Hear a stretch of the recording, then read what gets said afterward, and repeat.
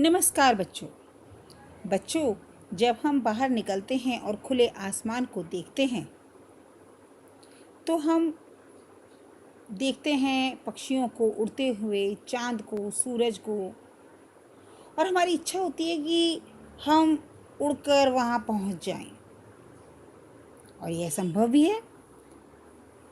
जी हाँ, आज वैज्ञानिक उन्नति के कारण मनुष्य चांद तथा अंतरिक्ष पर पहुँचने की क्षमता रखता है।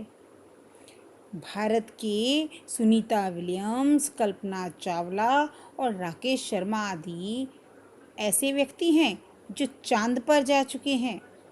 हमने तो केवल माँ की कविताओं और कहानियों में ही चांद को सुना है, आकाश में चांद को देखा है और उसके किस्से सुने हैं, लेकिन ये वो लोग हैं जिन्होंने चांद पर जाकर अपना नाम इतिहास में अमर कर दिया है।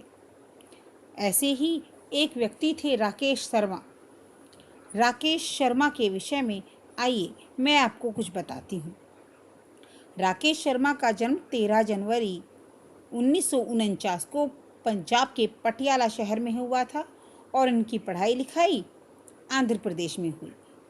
ये बचपन से ही पायलट बनकर आसमान को छूने की इच्छा रखते थे। 1966 में इन्होंने रक्षा अकादमी में प्रवेश लिया और फिर वहाँ वायुसेना में इन्हें कमीशन प्राप्त हुआ। Squadron leader Rakesh Sharma.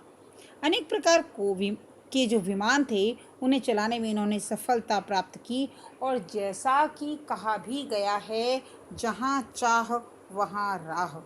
राकेश शर्मा के इस सपने को ईश्वर ने बहुत जल्दी पूरा किया और सोवियत रूस के वैज्ञानिकों ने भारत को अंतरिक्ष यात्रा का निमंत्रण भेजा तो भारतीय सरकार ने खुश होकर इस निमंत्रण को स्वीकार किया।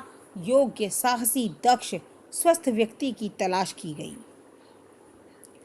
और इसके पश्चात शारीरिक मानसिक जांच के पश्चात केवल 4 वायुयान चालकों को इस प्रशिक्षण के लिए भेजा गया और राकेश शर्मा को मुख्य रूप से इसके लिए चुना गया और इन्हें मास्को भेजा गया।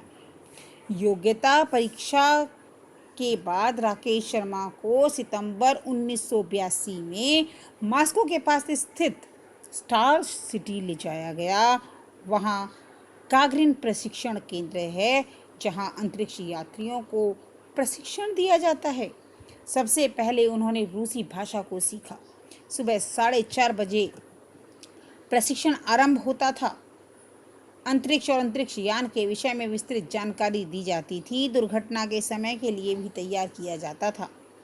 3 अप्रैल 1984 को राकेश शर्मा ने अपने 2 रूसी साथियों यूरी और मालिशेव और गेनेंदी स्त्रेकालोव के साथ रूस के अंतरिक्ष स्टेशन से सोयूज T-11 नामक अंतरिक्ष यान में उड़ान भरी। यह 4 अप्रैल को ही भारतीय समय के अनुसार शाम 8:01 पर अंतरिक्ष स्टेशन सैल्यूट 7 नामक अंतरिक्ष यान से जुड़ गया। इसमें 3 रूसी अंतरिक्ष यात्री भी मौजूद थे। उन्होंने आने वाले 3 यात्रियों का हार्दिक स्वागत किया। राकेश शर्मा का संपर्क विविध उपकरणों द्वारा पृथ्वी से लगातार बना रहा। उस समय प्रधानमंत्री श्रीमती इंदिरा गांधी ने राकेश शर्मा से पूछा, अंतरिक्ष से हमारा देश कैसा दिखाई देता है? राकेश शर्मा ने कहा, सारे जहां से अच्छा। अंत में 1 सप्ताह रहने के पश्चात 11 अप्रैल 1984 को सकुशल धरती पर लौट आए। इस सफलता को देखकर हम भारतीयों का सिर गर्व से ऊंचा हो गया।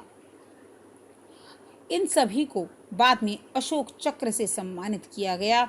आधुनिक भारत के इतिहास में राकेश शर्मा का नाम हमेशा के लिए अंकित हो गया और उनके इस अदम्य धैर्य, साहस और मेहनत से हमें भी प्रेरणा मिलती है कि हम उत्साह, लगन और परिश्रम से आसमान की ऊंचाइयों को छू सकते हैं और हमें अपने मन में ऐसी आकांक्षा रखनी चाहिए।